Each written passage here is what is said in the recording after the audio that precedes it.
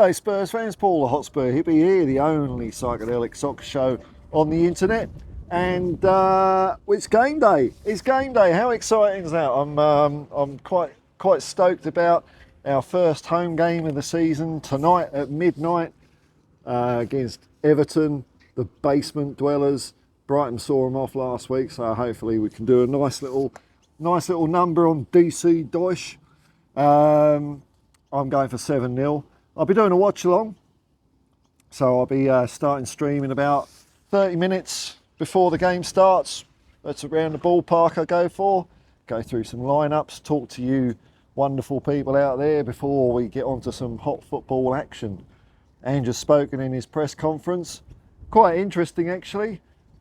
Unfortunate news, bloody Dominic Solanke's got an ankle noggle, or whatever the technical medical term is.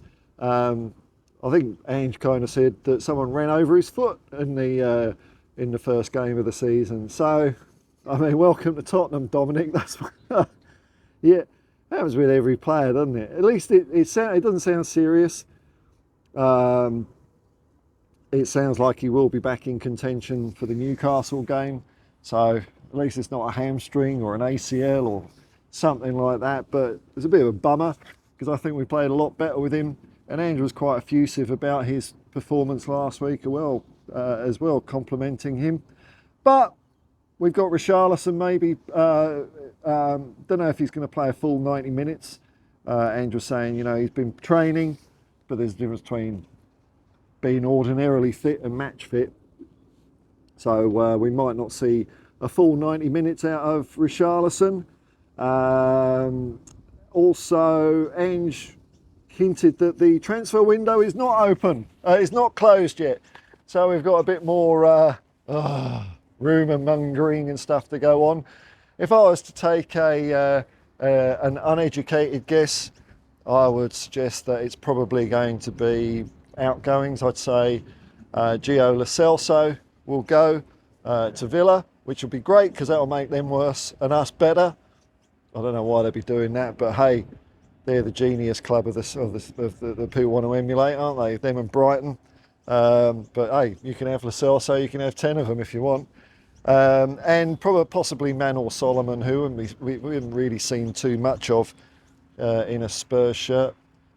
Injured a lot last season. Maybe it's just not going to work out at Tottenham for him. The other big talking point, of course, was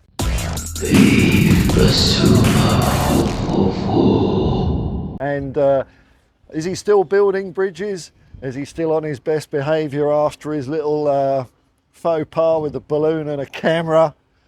Dear, oh dear. I mean, Ange was quite jovial about the whole thing, more of the air of maybe a slightly disappointed uncle than anything else, than a headmaster or something like that. But he did say that Bissouma is doing everything right, because it's just like, when you tell a child off, they're very well behaved for at least a couple of days before things start slipping. So he still sounds like he's having to win backs. And the way Ange was talking about it, it sounded to me as if there's maybe a bit more going on. Way! I nearly felt my expensive furniture here decided not to. There we go. That's right. So so Ange seemed to be hinting that maybe there's been a little bit more behind the scenes than just that one incident. Because Ange also did allude to, his performances started off well. I mean, this is what we can all see with our own eyes. His performances started off well for Spurs, but then they were a bit hit and miss before coming back a bit towards the end. No, not as good as he was at the beginning, though. Although he did have a pretty good off-season.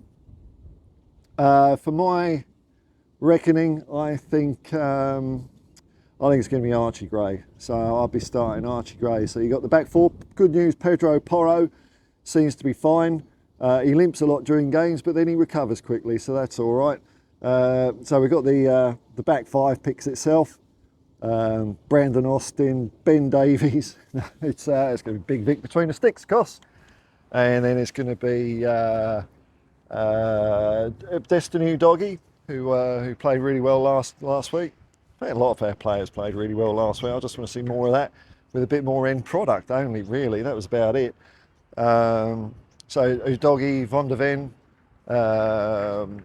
Romero, our World Cup winner, and Pedro Porro, if his knock is completely okay, which it seems to be. Midfield, I'll be going for Gray.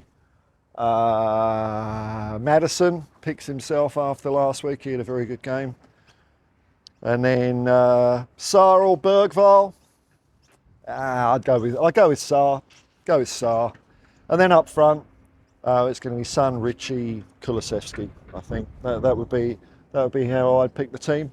And like I said earlier, I think that all the chances that we missed against Leicester City last week, we're going to make up for that, because so far we're just a little bit shy of my prediction of 100 goals being scored by Tottenham this year. We've got one. It's only 99 to go. It's a step in the right direction. You can't take that goal away from us. But I'm hoping for a win. Of course, we're all hoping for a win, aren't we? Particularly because it will affect the dream-o-meter, this one. Because last year we beat Everton. So we've got to beat Everton to stay on par with last year. If we lose, then that's 3 points down. It takes us down to 63 points predicted. No, 61 points. So we've got to win this one. Although, like I was saying yesterday, I'm not big into this whole must win. It's a game of football. It's a game of football, and there's lots of sport this weekend. We've got Tottenham versus Everton tonight. We've got my daughter's grand final, Balmain versus Concord West, I think it is. And the Dragons are going for finals football in the rugby league. But my main focus will be late at night tonight. Hopefully what I want is what I'll get this time, which is a nice first half, 3-0 up at the end of the first half, and then I can rest a little bit easy and just enjoy the game, which I don't think I've actually been able to do that much since I've been doing watch-alongs. It's usually been bit clenchy, a bit bums on the edge of my seat sort of thing. It would be just nice to have a nice, easy plod around the pitch. It never is, though, is it? That's football, isn't it? That's football. But, I mean, if we're going to win a game, it's got to be this one. Everton down at 14 men, although I don't know if that story's changed from yesterday. I know DC Deutsch has made his press conference, but I don't know if he's given any more elucidation on the amount of injuries at Everton. But I'm looking forward to a good game. I'm looking forward to hearing the nice big home crowd sing Tottenham songs for 90 minutes, drowning out any visitor from Merseyside. We don't want that. It's going to be a good game. It's going to be a good game. I'm looking forward to it. 7-0 at the Spurs. Peace and love, man. Peace and love, and come on, you Spurs.